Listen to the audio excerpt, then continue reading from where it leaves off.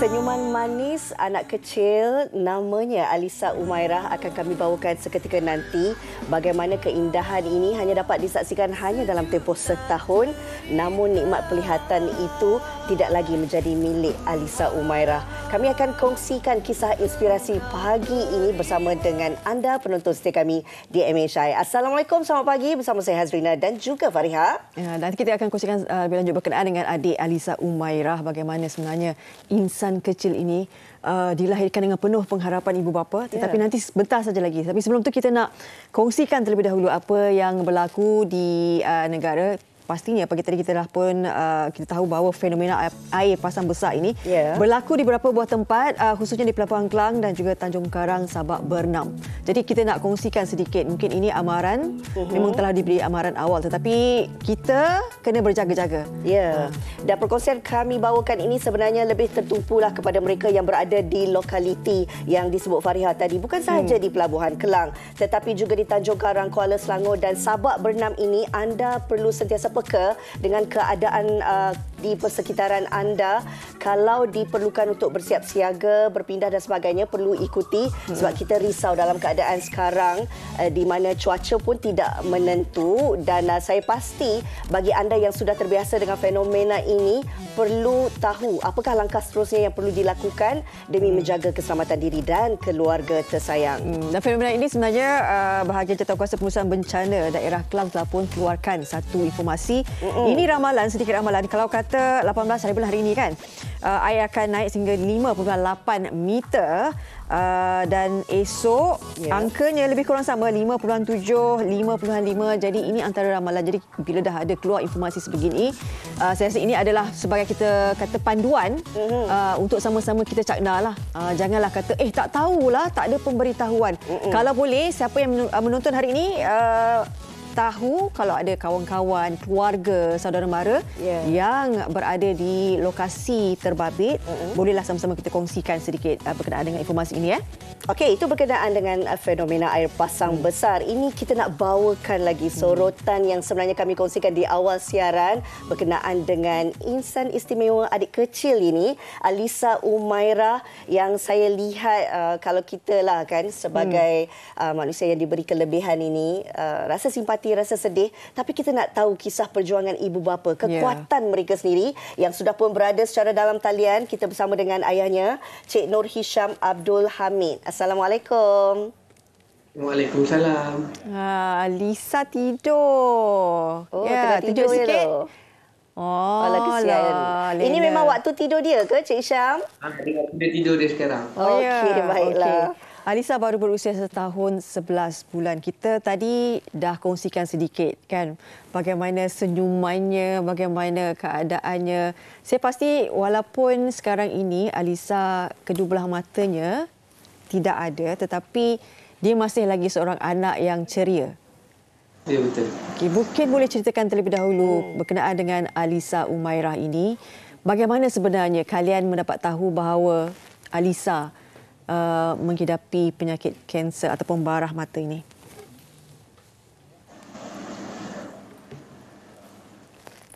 Macam mula-mula tu dia ni kerap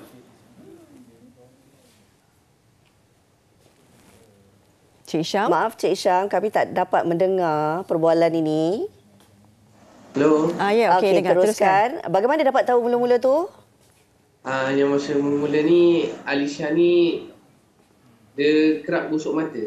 Okey. Waktu tu usia dia berapa? Masa tu usia dia dah dalam 9 bulan dah, dekat 1 tahun. Okey. Dia gosok mata sebab apa? Berair ke apa ke mana? Dia gosok kata macam gatal lah. Lepas tu mata jadi duling. Lepas tu mata hitam dia tu makin lama makin menjadi warna putih. Okey. Berapa lama dalam tempoh waktu nampak perbezaan mata Alisa tu dan terus bawa dia untuk dapatkan perubatan? Dalam 1 bulan tu dah nampak perubahan. Maknanya kedua-dua belah mata ke?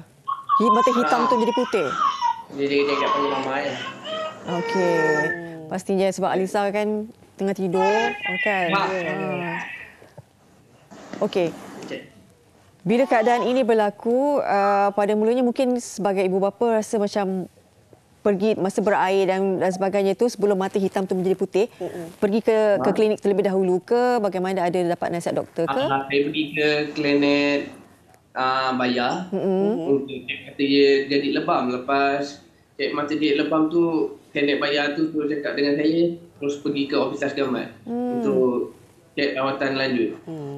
Sebaik saja melakukan rawatan lanjut, apa pula kata doktor ketika itu? Doktor kata memang terus mata anak awak ni memang nak kena buang terus ke dulu belah mata. Oh. Okey, kami difahamkan mata kiri Alisa terpaksa dibuang pada bulan Mei yang lalu. Jadi bagaimana sebagai ibu bapa, kan kita tahu mata kiri kena buang bulan Mei, kemudian diikuti dengan mata kanan pada bulan Julai. Perasaan kita tahu memang sedih, tetapi pastinya ketika itu kalian berhadapan dengan ujian sebegini. Macam memang rasa sedih lah, sebab bukan apa. Kita tak sanggup melihat anak kita kena buang mata. Ya. Tapi untuk kebaikan dia pun kita terpaksa relakan dengan ikhlas. Ya. Sebaik saja menjalani pembedahan mata kiri dan juga mata kanan, bagaimana mungkin progres kesihatan adik Alisa sendiri? Kalau waktu sekarang, alhamdulillah lah dia aktif. Buat permainan semua. Masih menjalani rawatan? Ada lagi menjalani rawatan ke Cik Syam untuk adik Alisa? Apa agaknya rawatan yang dilakukan ketika ini? Ni nanti 25 bulan ni akan cek mata dia yang kedua-dua belah mata, sebab dalam mata dia yang bekas jahitan terbuka. Cik Syam, bila mana doktor kata kedua-dua belah mata Alisa perlu dibuang? Sebagai bapa, adakah ketika itu Cik Hisham ada punya perasaan macam, adakah ini saja jalan penyelesaian, ataupun Cik Hisham ada mencadangkan apa-apa usaha yang daripada Cik Hisham sebagai bapa untuk, saya tak tahu. Macam mula-mula sebelum kena buang tu, saya dah usahakan berubat kampung. So berubat kampung pun tak boleh jalan. Terpaksa lah ikutkan kendak yang doktor cakapkan tu. Habis kita dah daya upaya kita dah usaha. Tapi kan anak saya kena buang mata juga. Kami juga difahamkan Cik Syam pernah menawarkan mata Cik Syam sendiri, kan, untuk dihadiahkan kepada Alisa. Mungkin boleh kongsikan pengalaman tu sebagai seorang ayah yang sanggup memberikan perhatiannya kepada anak tersayang. Yalah, macam kita kan seorang ayah, takkan kita nak tengok anak kita ni tak dapat melihat dunia, kan. So menawarkan doktor-doktor pun cakap dengan saya, kalau derma mata memang tak boleh. Hanya kelopak mata je boleh yang didermakan. Okey. Sekarang ni bagaimana Alisa? Sebab kita tengok tadi visual Alisa dia berjalan, kan, sedikit demi sedikit pegang dinding. Macam sekarang ni bagaimana untuk membiasakan dia dengan keadaannya sekarang? Macam dia biasa sekarang, tak apa, kita lepaskan dia ikut gerak hati dia. Dia nak berjalan, dia ikut gerak hati dia. Alhamdulillah. Jadi kita kena pantau dia 24 jam lah. Okey. Alisa berapa adik-beradik, Cik Syam? 4 adik-beradik. Satu dah meninggal. Dia anak yang bungsu. Oh, Alisa anak yang bongsu. Bagaimana mungkin nak memahamkan adik-beradik yang lain, kan, dengan situasi adik mereka yang hilang penglihatan? Apa yang Cik Syam dan isteri selalu ceritakan kepada anak-anak untuk memberi kefahaman tentang adik mereka ini? Macam anak-anak saya, alhamdulillah lah, semua dia dah faham. Jadi kak, adik ni tak nampak. So awak kalau nak main dengan adik tu, hati-hatilah dia. Biarkan adik main. Pesan dengan anak-anak. Walaupun sekarang ni Alisa, kan, sebab dia masih kecil, kan, bagaimana dirinya sendiri bila mengetahui bahawa keadaan ni, kita tahu, kan, walaupun dia masih kecil tapi dia tahu dia ada perasaan dan sebagainya, penerimaan diri dia, kan. Macam mula-mula tu dia memanglah kalau dia menangis lah, tapi dalam kelamaan alhamdulillah sekarang dia boleh terima dengan hati yang alhamdulillah lah, sekarang tak ada merengek macam dulu lah. Ya. Kalau isteri, maaf kalau bertanya, Cik Syam sendiri sebagai seorang bapa pun sukar kan, apatah lagi ibu yang melahirkan Alisa ini. Bagaimana nak memahamkan isteri juga, bagaimana penerimaan isteri juga dengan situasi keadaan adik Alisa sekarang? Kalau macam isteri ni dia malah sama macam saya lah, mesti seorang ibu lagi lah. Lagi dia sakit tengok anak dia bila tu kan. Saya dah pesan dengan dia, Allah uji ni kerana Allah sayang kita, so kita kena ikhlaskan apa yang terjadi. Cik Syam, terima kasih banyak-banyak kerana berkongsi kisah ini. Tapi pastinya kita nak dengar juga daripada Cik Syam sendiri. Mungkin Cik Hisham antara yang terpilih, tapi saya percaya mungkin ramai lagi sebenarnya mempunyai ataupun melalui ujian yang sama macam Cik Hisham lalui. Kata-kata Cik Hisham kepada mereka yang mungkin sama situasinya yang dilalui oleh Cik Hisham sekeluarga. Saya nak ucap, nak bagi tahu lah, kalau macam contohnya satu ujian tu datang, janganlah kita anggap itu sebagai beban ke apa tu. Kita kena terima apa yang Allah uji kat kita tu. Kerana Allah uji tu, Allah sayang kat kita, so kita kena ikhlas apa yang terjadi.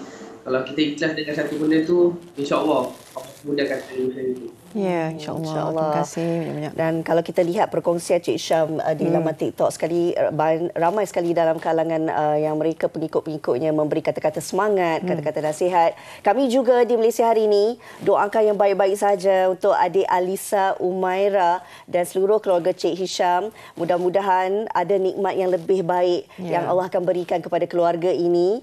Kami juga mengharapkan agar keluarga ini terus kuat, tabah dan mengharungi hidup yang lebih baik bersama anak kesayangan, termasuklah Alisa Umaira. Kirim salam dengan isteri ya. Terima kasih banyak-banyak Cik Syam. Terima kasih. Assalamualaikum. Okey, itu dia. Saya ini antara kisah yang kita pasti membuka mata juga. Betul. Kan? Kita memikirkan bahawa Alisa baru umur setahun, tapi bila melihat visual anak kecil tu dalam keadaan tak ada penglihatan, masih lagi ada perasaan yang boleh ketawa dan sebagainya. Kita harapkan Alisa akan membesar dengan sihat, insya-Allah, menjadi anak yang pintar dan membahagiakan kedua ibu dan ayahnya. Baik, sekejap lagi dalam segmen Soal Wang, kami nak bawakan satu perkongsian yang menarik sesuailah dengan hari Jumaat 18 Oktober. Sekejap lagi petang ini kita akan mendengar dan juga menyaksikan pembentangan Belanjawan 2025 dan kita nak kupas antara salah satu perincian yang saya percaya juga menjadi dalam orang kata persoalan dalam kalangan rakyat. Ini berkenaan dengan subsidi. Kita rakyat Malaysia kalau dengan subsidi celik mata. Okey, semua sebab ini di Malaysia hari ini.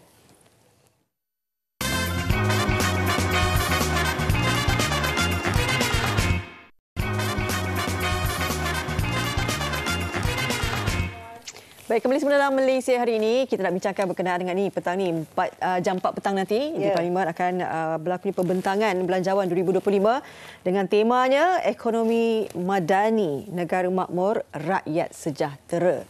Okey, kalau kita lihat mungkin dalam kalangan rakyat sendiri kan ada ramalan dan jangkaannya, begitu juga dengan penganalisis ekonomi. Saya nak bacakan yang berkaitan yang saya rasa kira penting untuk kita amati. Anggaran saiz belanjawan dijangka meningkat 2.5% kepada 403.5 bilion ringgit, terutama disebabkan pelarasan gaji penjawat awam dan satu lagi rasionalisasi subsidi termasuk bahan api dijangka diperluaskan. Itu kata pakar ekonomi. Dan di Harian Metro juga dikongsikan di muka surat 26 ini berkenaan dengan pemansuhan subsidi telur 10 sen mampu jimat 100 juta ringgit sebulan bersama dengan 1.2 bilion kalau setahun. Ini telur ya. Kita nak tahu kalau ada subsidi yang menambahkan subsidi tertentu, bagaimana dengan harga barang, bagaimana tekanan dan juga keadaan rakyat itu sendiri bila kata harga barang perlu dinaikkan sedikit. Macam mana? Okey, untuk menjawab persoalan ini, kita akan bersama dengan Profesor Madya Dr. Norlin Khalid, pensyarah kanan Fakulti Ekonomi dan Pengurusan Universiti Kebangsaan Malaysia yang sudah pun berada secara dalam talian. Assalamualaikum, Doktor. Waalaikumsalam warahmatullahi. Doktor sihat? Alhamdulillah sihat. Terima kasih Cik Azrina, Fariha. Ya.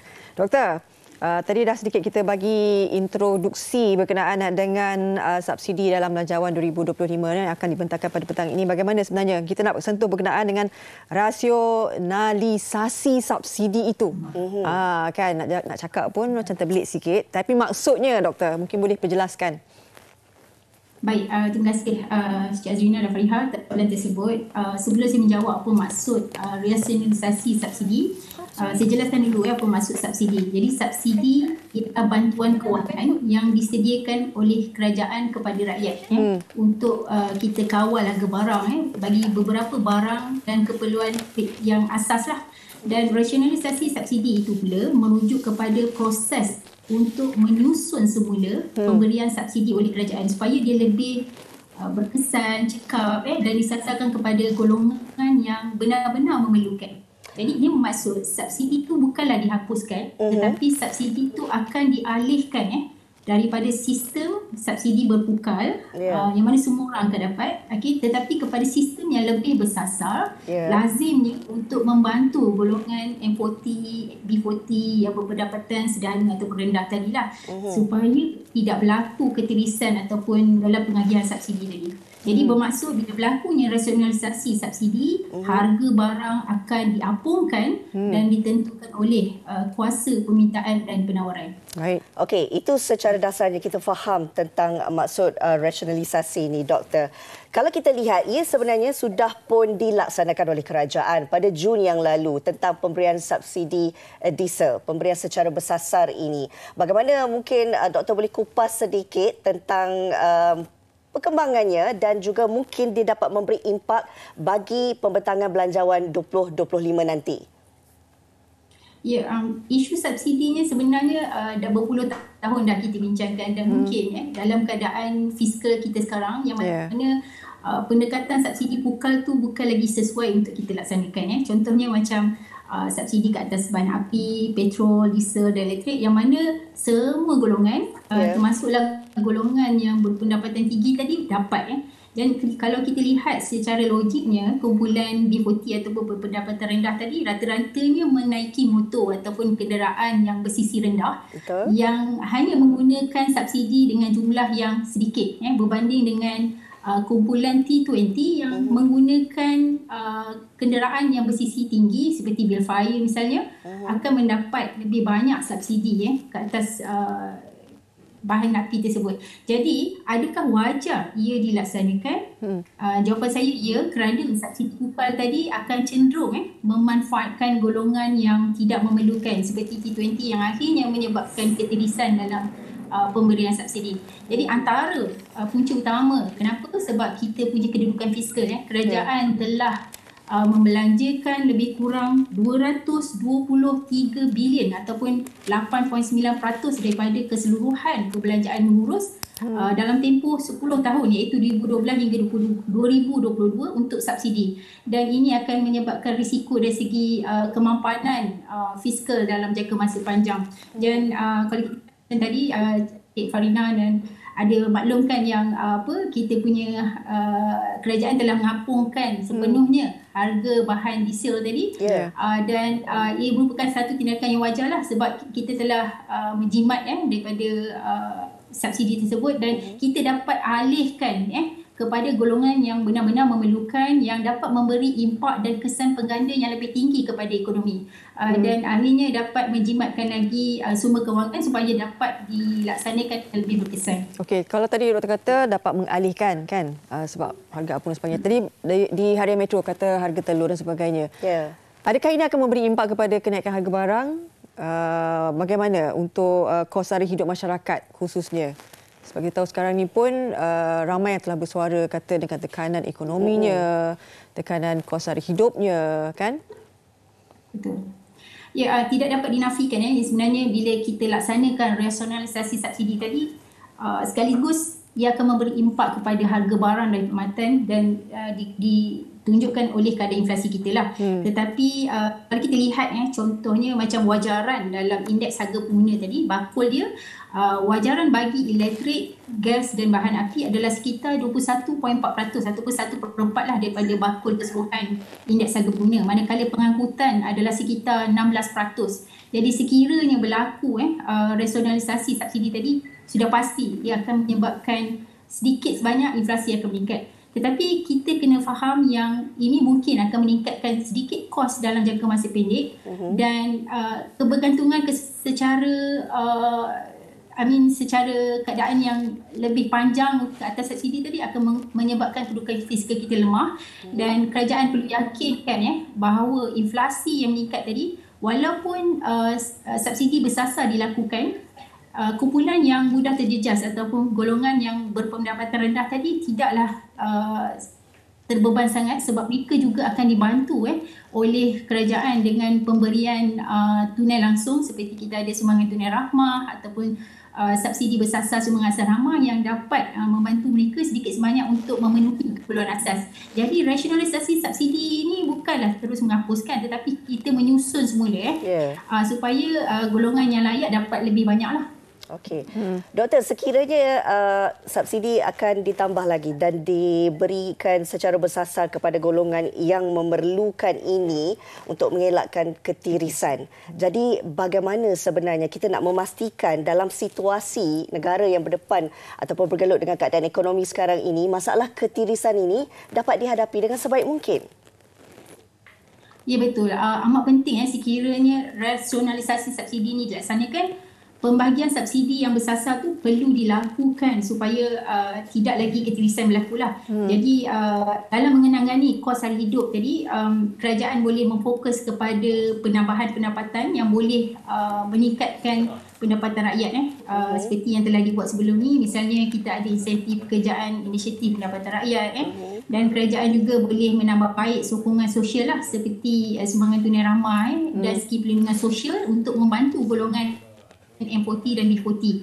Jadi bagi mengelakkan ketirisan, bagaimana caranya kita kena pastikan sistem pengagihan subsidi itu lebih telus dan berasaskan data. Contohnya adanya penggunaan teknologi seperti pengkalan data utama padu yang telah dibangunkan boleh menilai sama ada penerima subsidi itu layak ataupun tidak dan penguasaan yang lebih ketat terhadap penyelewengan subsidi juga perlu kita laksanakan bagi memastikan hanya mereka yang layak saja dapat bantuan. Jadi saya percaya dalam Belanjawan 2025 nanti akan tambah baik kerangka ekonomi yang lebih bersasar dan strategik untuk pastikan yang golongan yang selayaknya untuk dapat subsidi tersebut. Dan kami juga percaya bahawa kerajaan akan memperkenalkan mekanisme baru lah untuk mengimbangi. Kalau dah tarik sini pastinya tak akan imbang semula. Jadi kita nak rakyat pun perlu ada persediaan. Jadi mungkin pendapat doktor sendiri, persediaan yang perlu dilakukan oleh rakyat sendiri, khususnya kepada golongan T20 dan juga M40 kan, dalam kita menanti Belanjawan 2025.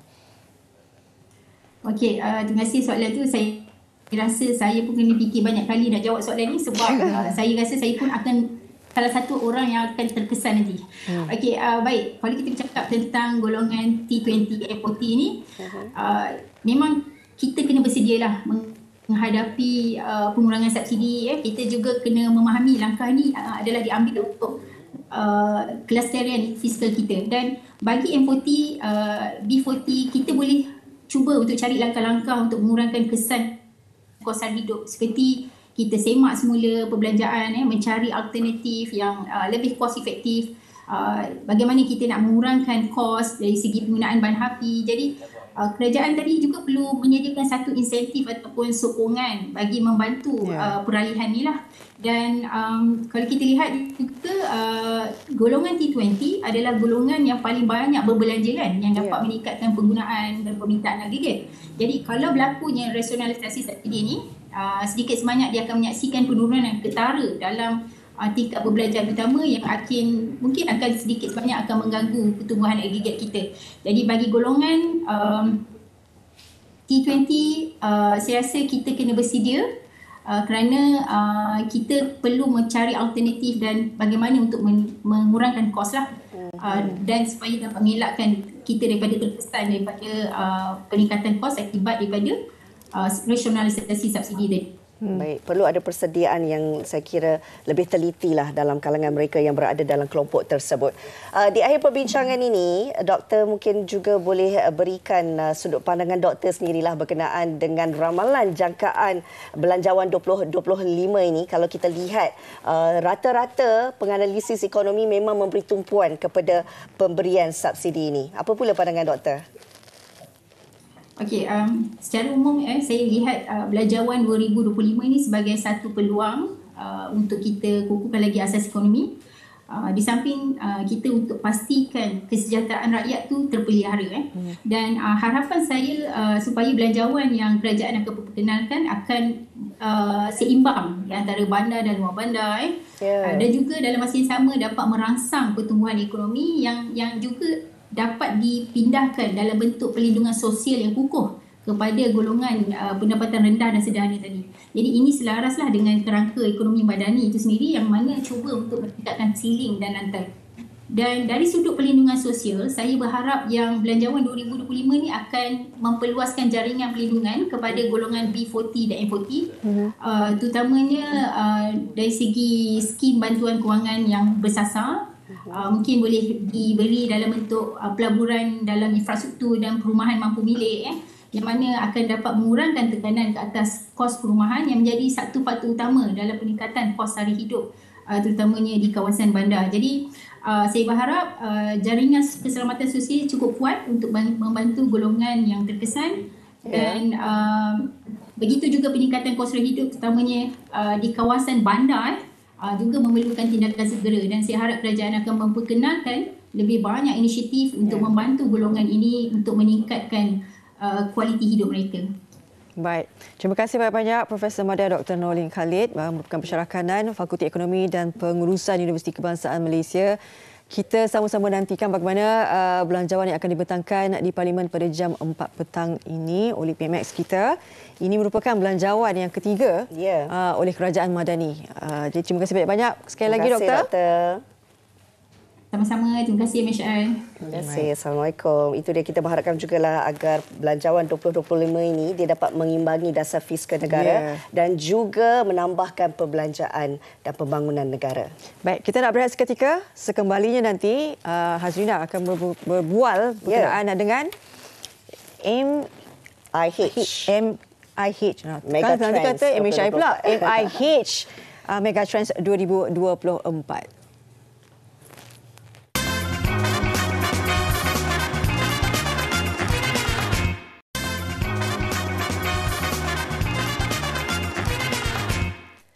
Terima kasih kerana masih lagi bersama kami di MHI. Pagi ini kita nak bawakan perkongsian berkenaan dengan MIH Megatrends 2024 mentransformasikan penjagaan kesihatan negara. Apa yang menarik dan penting untuk kita ketahui? Jadi kita akan bersama dengan Datuk Zulkarnain Muhammad Yassin, Timbalan Pengarah Urusan Suruhanjaya Komunikasi dan Multimedia Malaysia, MCMC. Assalamualaikum Datuk, apa khabar? Waalaikumsalam Rina dan penonton MHI pada pagi ini.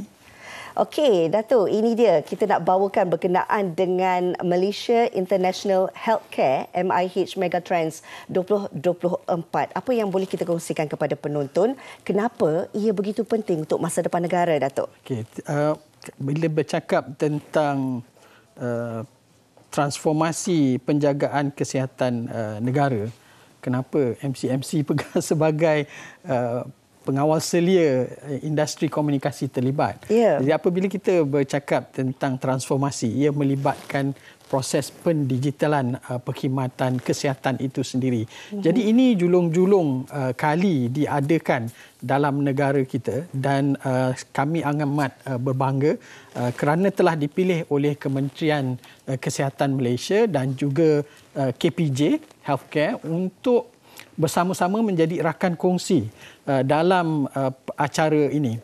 Jadi MIH Megatrend 2024 ini membawa kepada bagaimana kita akan showcase, akan mempertunjukkan keupayaan dan juga peluang dalam digitalisasi perkhidmatan. Apa yang sama dalam perkhidmatan kesihatan dan juga perkhidmatan komunikasi adalah akses.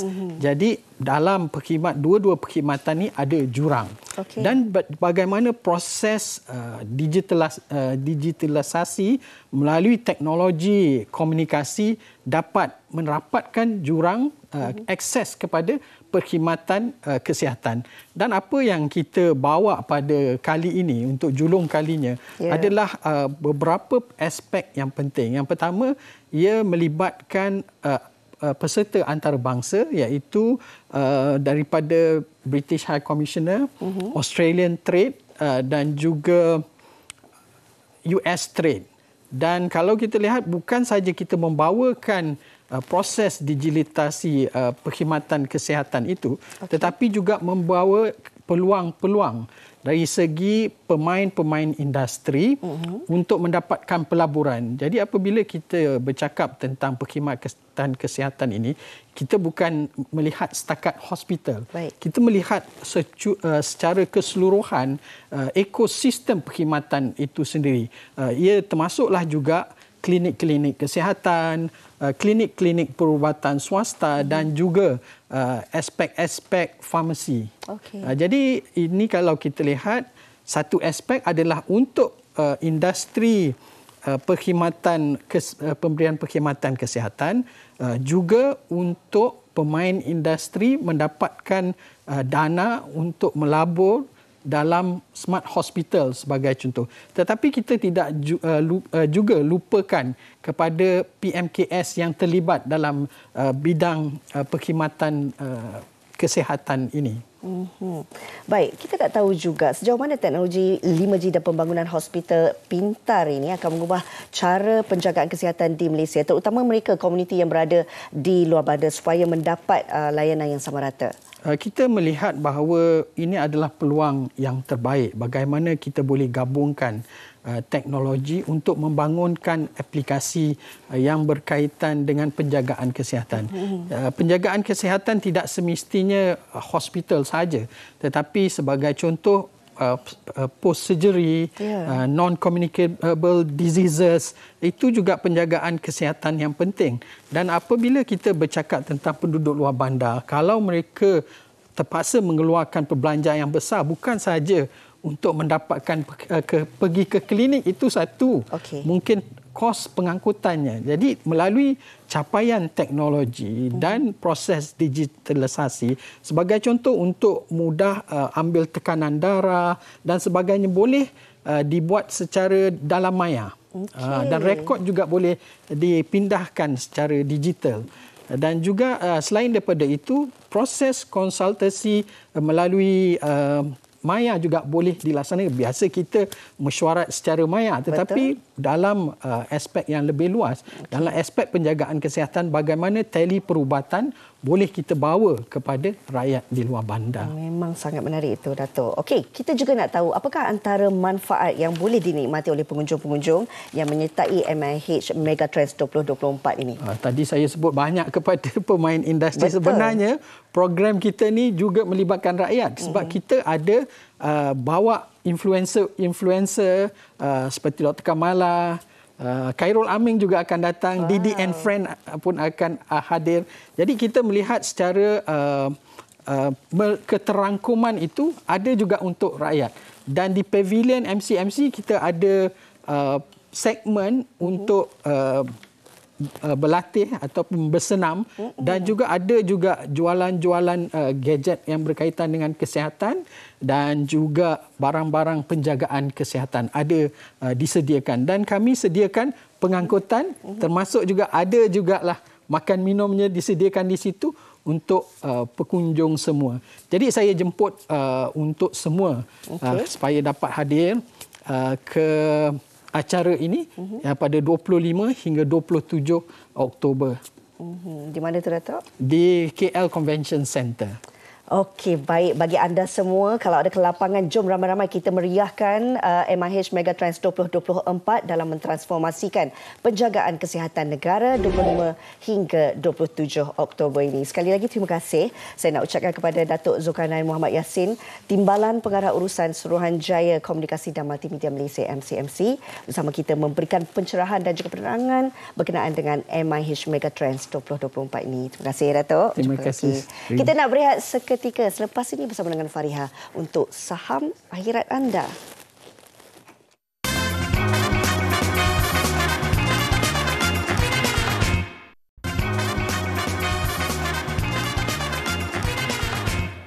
Baik, kembali semula dalam Malaysia hari ini Jumaat kan. Jadi ayuh kita nak sama-sama ni nak membawa kalian untuk kita kumpul pahala hari Jumaat. Jadi kita nak bersama dengan tetamu kita bercakap berkenaan dengan wakaf dan infak pembinaan kompleks baharu Masjid Al-Ikram Kampung Tualang, Bukit Besar, Kota Sarang Semut, Yan Kedah.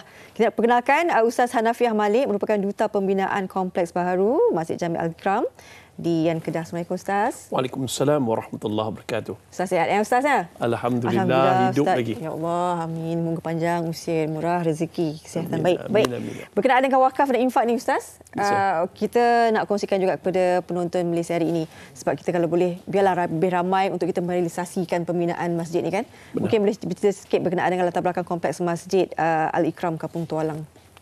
Assalamualaikum warahmatullahi wabarakatuh kepada penonton TV3. Alhamdulillah kita hidup lagi. Bila hidup jangan lupa 4S. S pertama, kena syukur sebab nikmat hidup ni ya Allah dicemburui oleh trilion manusia yang telah meninggal dunia. Yang kedua, jangan lupa solat. Solat, tempat paling bagus solat adalah di masjid. Dan hari ini Ustaz nak cerita S yang ketiga, sedekah, infak ataupun wakaf untuk pembinaan masjid yang dipanggil Masjid Al-Ikram Tanjung Tualang, di mana? Di Yan Kedah. Tuan-tuan dan puan-puan muslimin dan muslimat yang dirahmati Allah, masjid ini dah usang, dah uzur. Dan Masya Allah, tabarakallah, masjid ini memerlukan dana 9.5 juta untuk dibangunkan semula di tempat yang lebih luas, iaitu seluas 5.5 ekar. Dan yang masjid yang lama ni uzur dan usang, tepinya adalah tanah tinggi yang berbukit yang ditempatkan setiap kali jenazah untuk dikebumikan. Oh ya Allah, setiap kali ada kematian di situ, memang susah payahlah kita ingin menanam jenazah kerana apa? Kawasan kuburannya berbukit dan dah mula sesak. Jadi dapat tanah baru iaitu 5.5 ekar dan dibangunkan sebuah masjid yang nilainya 9.5 juta. Dan Masya Allah kita agak sedih sikitlah dari sudut kutipan 1.1 juta. Baru je dapat. Jadi Ustaz merayu pada penonton TV Al-Hijrah yang baik hati, TV3 yang baik hati lagi pemurah.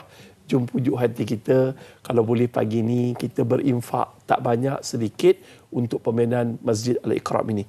Kerana apa tuan-tuan dan puan-puan? Kerana dalam sebuah hadis Nabi Muhammad SAW yang diriwayatkan oleh Ibn Majah, barang sesiapa yang membina rumah Allah walaupun sebesar sarang burung atau lebih kecil daripadanya, nescaya Allah akan binakan sebuah maligai yang indah untuknya di syurga.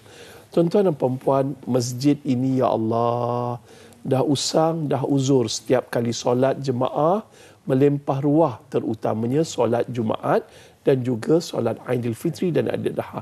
Dalam masa yang sama, kuliah-kuliah dapat sambutan yang ramai.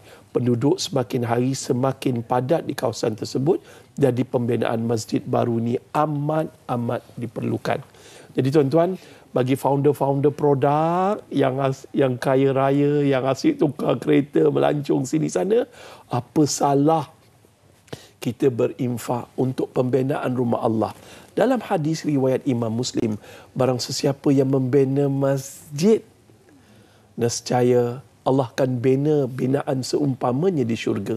Tuan-tuan, selama mana Masjid Al-Ikram ini terbina, orang solat di dalamnya, pahala mencurah-curah masuk ke dalam akaun kita. Tak nakkah kita menjadi kaya? Mungkin kita dah kaya di dunia, akhirat belum tentu. Mungkin kita muflis di sana. Mungkin kita susah di alam barzah.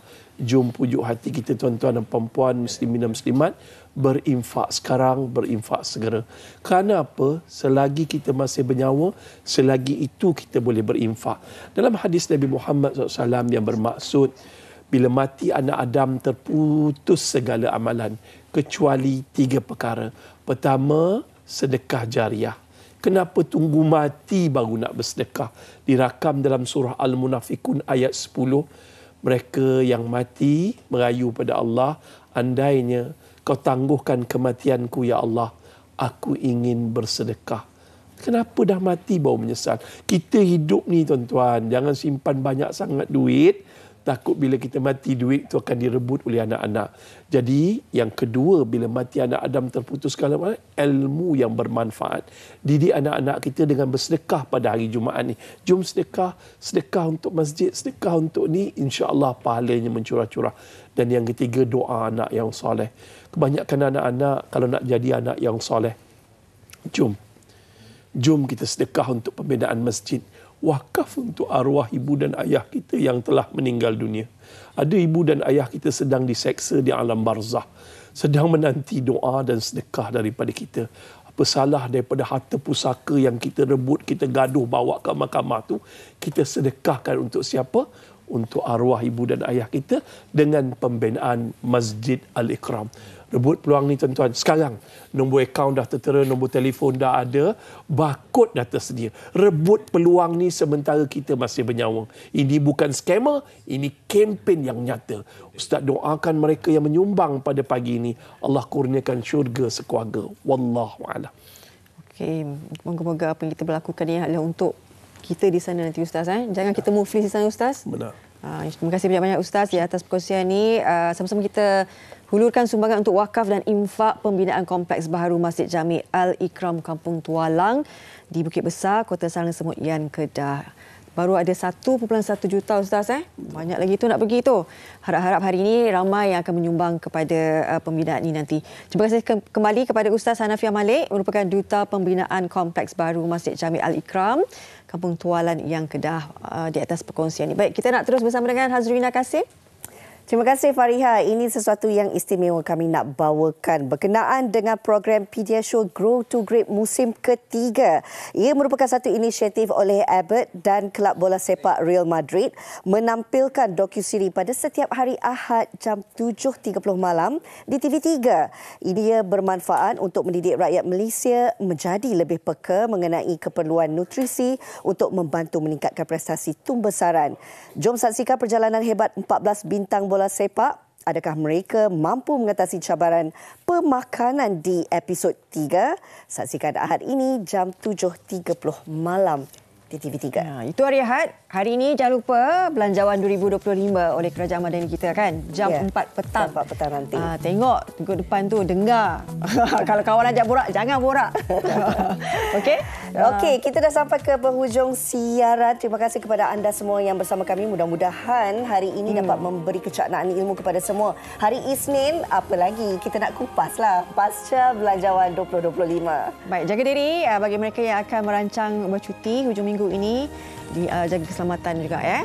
Baik. Selamat berhujung minggu. Saya Hazrina Kasim. Saya Faria On. Bye. Bye.